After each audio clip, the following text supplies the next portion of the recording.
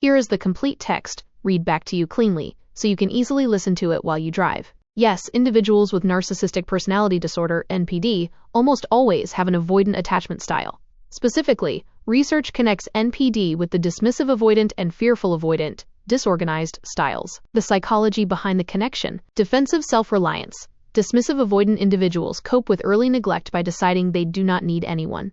People with NPD take this a step further by inflating their self-image to hide deep feelings of inadequacy. Intimacy as a threat. True closeness requires vulnerability. For someone with NPD, vulnerability feels dangerous because it risks exposing their flaws, triggering intense shame. The cycle of rejection. To prevent being rejected or abandoned, someone with NPD will often reject, criticize, or distance themselves from their partner first. Grandiose versus vulnerable narcissism. The exact type of avoidant attachment often depends on how the narcissism manifests. Grandiose narcissism, dismissive avoidant. These individuals genuinely appear self-sufficient, cold, and superior. They actively deny their need for intimacy and look down on others who express emotional needs. Vulnerable narcissism, fearful avoidant. These individuals fluctuate between grandiosity and deep insecurity.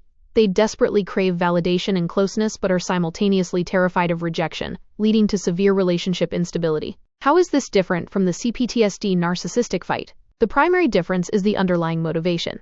Someone with a CPTSD fight response uses aggression to protect a wounded, vulnerable self, while someone with narcissistic personality disorder, NPD, uses aggression to defend an inflated false self. While they can look identical on the surface, both involving rage, blame shifting, and a need for control, their internal worlds, capacity for empathy, and attachment dynamics are fundamentally different. Core differences at a glance. Core identity. For CPTSD, the identity is fragile, deeply shamed, and visibly fragmented. For NPD, it is split into an inflated false self and a buried true self. Primary goal. The CPTSD goal is safety and boundaries, preventing perceived abuse. The NPD goal is superiority, validation, and psychological control. Capacity for empathy. In CPTSD, empathy is intact but temporarily blocked during an active trigger. In NPD, empathy is chronically impaired or strictly intellectual, often called cold empathy. Aftermath of rage. CPTSD results in immense guilt, self-loathing, and a desire to repair. NPD results in denial, projection, justification, and a lack of genuine remorse. Attachment style. CPTSD is often fearful, avoidant, desperately wanting closeness but terrified. NPD is primarily dismissive avoidant, rejecting the need for closeness altogether. Understanding the CPTSD fight type. Pete Walker, a leading trauma therapist, notes that children who respond to trauma with a fight response learn that aggression is the only way to avoid being wiped out or abused. The trigger. They perceive any criticism, boundary, or minor conflict as an imminent threat of abandonment or annihilation. The reaction. They launch an immediate explosive counterattack to push the perceived threat away and establish safety. The internal state. Inside, they feel like a terrified, trapped child. Once the nervous system cools down, they are usually flooded with intense shame and regret for how they acted. Understanding the NPD fight. Narcissistic rage. For someone with NPD, rage is triggered by a narcissistic injury.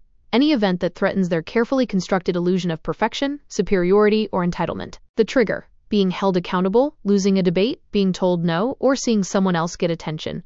The reaction. A calculated or explosive effort to punish the other person, destroy their credibility, and re-establish total dominance. The internal state. They believe they are entirely justified. Because they lack emotional empathy, they rarely feel genuine guilt afterward.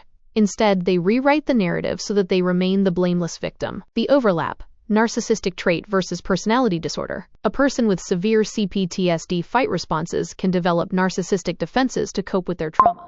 However, a person with CPTSD can usually reflect on their behavior in therapy, develop self-awareness, and feel genuine sorrow for harming others. A person with NPD is structurally defended against this level of self-reflection, as looking inward would cause their entire identity to collapse.